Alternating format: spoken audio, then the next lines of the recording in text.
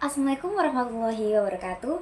Perkenalkan, saya Ihda Kamali Azwa dari Prodi Ekonomi Syariah kelas 2C dengan NIM 080204250077. Dalam video saya kali ini akan menjelaskan mengenai 4 akad dalam fikih muamalah, yaitu mudharabah, musyarakah, rohan, dan juga qard. Mulai dari konsep, dasar hukum, persamaan dan perbedaan, serta contoh yang sesuai dengan syariah maupun tidak sesuai dengan syariah. Nah, kira-kira apa nih teman-teman 4 akad tersebut?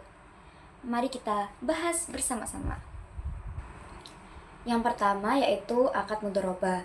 Akad mudharabah adalah akad kerjasama antara pemilik modal sahibul mal dan pengelola usaha mudharib.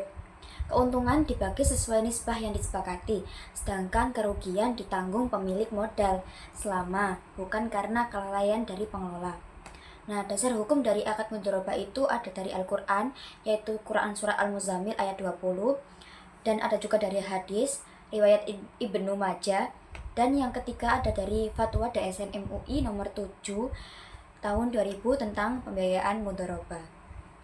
Yang kedua yaitu akad musyarakah. Akad musyarakah adalah akad kerjasama yang dimana dua pihak atau lebih sama-sama menyertakan modal dan mengelola usaha bersama. Keuntungan dan kerugian dibagi sesuai porsi modal atau kesepakatan yang dilakukan kedua pihak. Nah, dasar hukum dari akad musyarakah itu ada dari Al-Quran, Quran surat Shad ayat 24, dari hadis itu ada hadis qudsi, dan yang ketiga yaitu Fatwa DSN MUI nomor 8 tahun 2000 tentang pembiayaan musyarakah. Yang ketiga yaitu akad rohan. Akad rohan adalah akad gadai, yaitu menahan suatu barang sebagai jaminan atas utang. Barang yang digadai disebut marahun, pemberi gadai disebut rohin, dan penerima gadai disebut murtahin.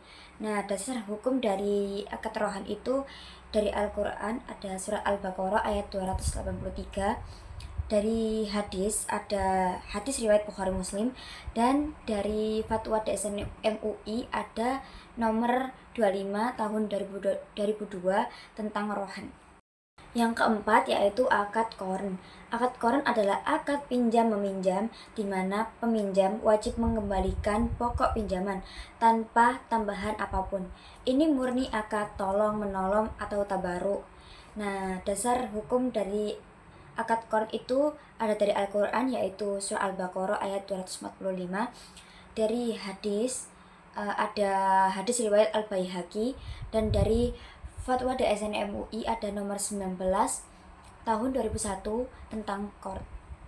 Nah, selanjutnya apa sih persamaan dari keempat akad tersebut? Nah, yang pertama yaitu semua merupakan akad yang diakui dalam syariat Islam. Yang kedua, semua bertujuan untuk kemaslahatan dan melarang unsur riba, gharar, dan maisir. Yang ketiga yaitu semua diatur dalam Fatwa DSN MUI sebagai landasan operasional perbankan syariah. Perbedaan dari 4 akad tersebut yaitu yang pertama dari jenis akad. Kalau mudharabah itu bagi hasil, musyarakah juga bagi hasil. Kalau rohan itu jaminan, kalau qard itu pinjaman. Nah, kalau dari segi modal, mudharabah itu dari satu pihak saja. Kalau musyarakah dari semua pihak, rohan itu ada jaminan, dan qard tidak ada jaminan. Nah, kalau dari segi keuntungan, mudharabah itu dibagi per nisbah. Kalau musyarakah dibagi per kesepakatan. Kalau rohan itu tidak ada keuntungan, dan qard tidak ada keuntungan. Dari segi sifat, mudharabah itu sifatnya komersial, kalau musyarakah juga komersial, rohan pendukung akad, kalau qard itu saling menolong atau tabaruk. Nah, yang terakhir yaitu contoh di perbankan itu ada tabungan deposito untuk mudharabah.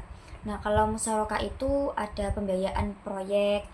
Nah, kalau rohan itu ada gadai emas.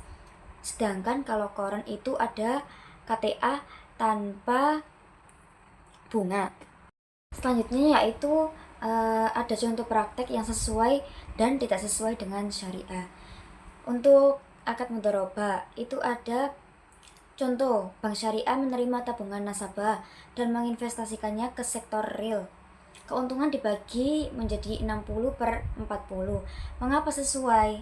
Nisbah bagi hasil sudah disepakati di awal. Tidak ada kepastian keuntungan tetap. Risiko kerugian modal ditanggung bank Shahibul Mal sesuai Fatwa DSN MUI nomor 7.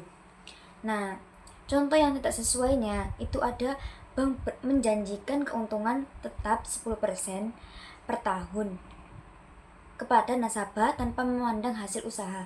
Mengapa tidak sesuai? Ini hakikatnya bunga berkedok bagi hasil. Ada kepastian return yang tidak dipengaruhi untung atau rugi usaha sehingga menyerupai dengan riba. Yang kedua yaitu ada akad musyarakah. Contoh yang sesuai dengan syariahnya yaitu dua perusahaan bersama bank mengerjakan proyek properti. Modal dibagi keuntungan, dibaginya itu 50/30/20 sesuai kesepakatan awal. Mengapa sesuai?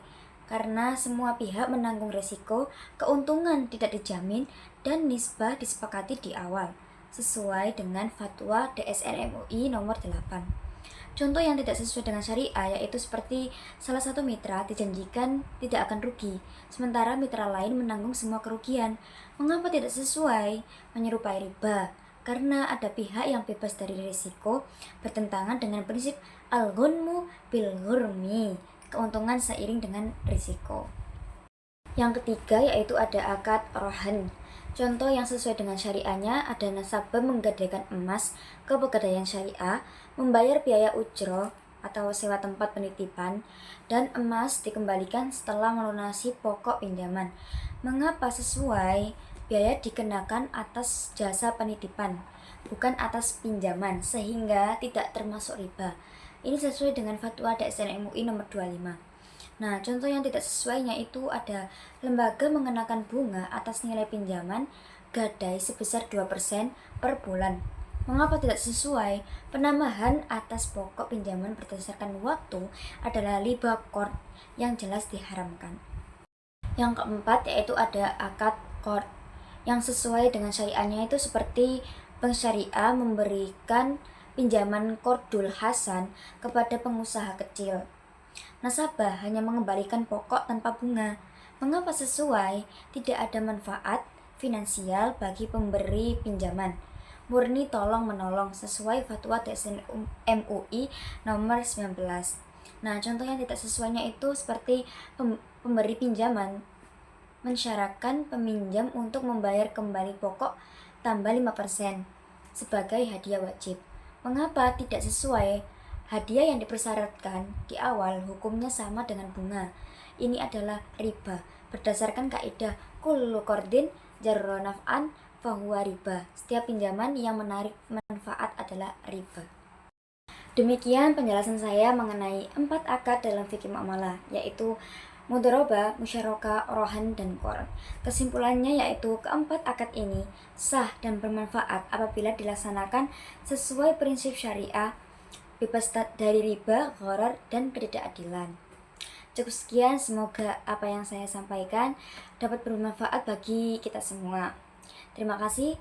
Wassalamualaikum warahmatullahi wabarakatuh. Audio Jungle.